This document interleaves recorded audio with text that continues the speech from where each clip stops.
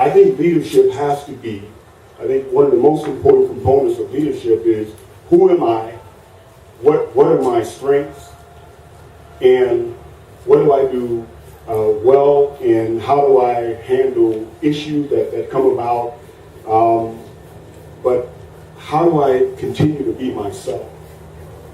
Because when everything boils down, when everything else really gets tough and you have the setbacks and you have the doubt and you have the fear, you have people talking and everything else, you have to know that this is who I am, this is what I believe, and these are my convictions.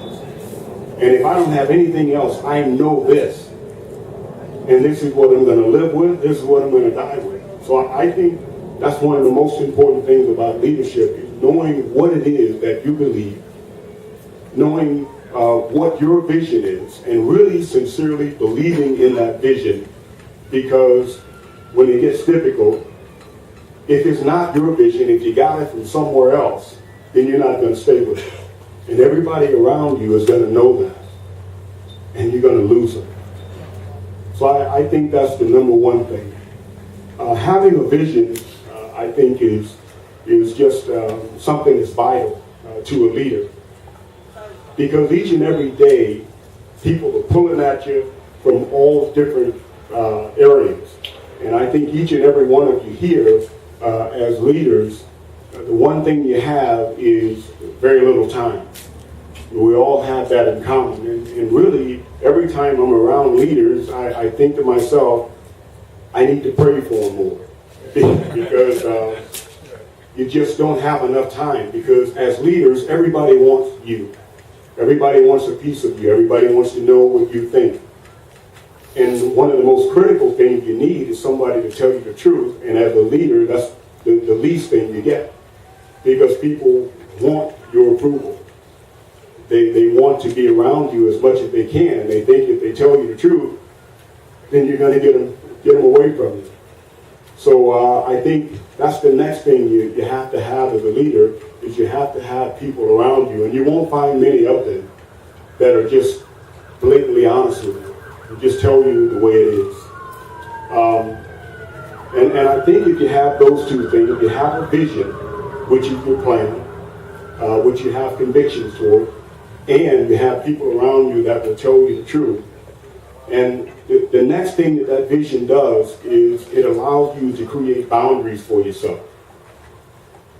If you don't have a vision, and that's why it's so important that you do, when you have that vision, the thing that it does is it allows you to say no to things. It allows you to know what's important to you and your cause and what you're trying to get accomplished. And if you know that, and these are the convictions that I have, this is my vision statement, whether it be for my business, for my family, for my team, for my kids, for my marriage, whatever it might be. It is so important that you know this is what's important. And there are so many people that are going to come up to you and say, you know what, I really need you to do this. And if I have you, and you're the only one that can do it, and there are about 50 people telling you that you're the only one that can do it. And if you don't know who you are, if you need approval, you're going to fail. If you can't say no, if you can't say, you know what, that sounds really good, I know it's a great cause, I know it's going to be a great thing for society, but it's not me. You got to find somebody else. Because every time as a leader that I'm saying yes to someone, I'm saying no to something else. And for a long time, the thing that I said no to was my family. And when it all comes down to it, as a leader, most of the time, the family is the one thing they just have to understand. Everybody else, you give your time to, but when it comes to your family, you just say, you know what, they'll understand. They'll get over it. Kids always understand. Oh, my wife understands. This is what it's about. And when it's all said and done, you have nothing. So for me, it's a matter of knowing what's important to me, knowing what my beliefs are, knowing what my convictions are, knowing what my vision statement is. It's knowing that for my family, it's knowing that for my marriage, it's knowing that for my job. Outside of that, like I tell people all the time, I don't have a whole lot of hobbies. There are only three things that are basically important to me. My faith is important to me, my family is important to me, and football is important to me. If you're not talking about those three things, 9 times out of 10, I'm going to be in the corner somewhere, reading a book or talking to somebody. My wife, she'll tell you when we go somewhere, normally she has to find me because I'm going to be somewhere else if we're not talking about one of those three things. I'm working on it, though. I'm getting better. Other than that, in terms of our team, very excited about where we are and what we're striving to do.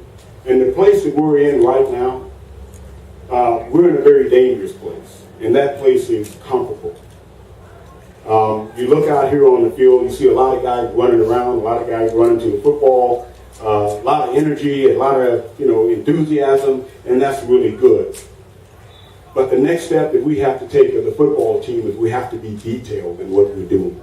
We have to know exactly what we're doing. We have to know that it's not good enough just to know your job. You need to know how to do your job perfect. Because that is the standard. That is the 49er standard. It is excellence in every fashion. In everything that we do, it is about excellence.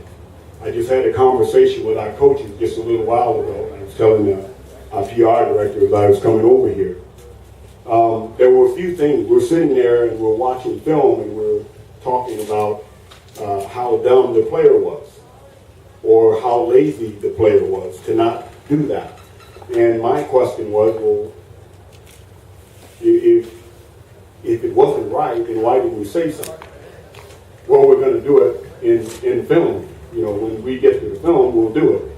So there is nothing more important and nothing more impactful than immediate response. It's like anything else. If it's wrong, then why do I need to wait till film time to get it right? Let's hit it on the spot. And you can still do it at film time, but let's hit it on the spot because what it tells that player is this is not acceptable. And it's not acceptable, and there is a sense of urgency about it. And let's just keep it that way. Let's make sure that our players know exactly what is and what is not acceptable. Let them know what our standards are. If we're saying that we want to be a great football team, that we want to be the team that every other team is measured by, then we got to coach that way. Once again, what am I talking about? I'm talking about leadership. You're going to have a great team, you have to start with great leaders. And it has to trickle down throughout the team, throughout the organization.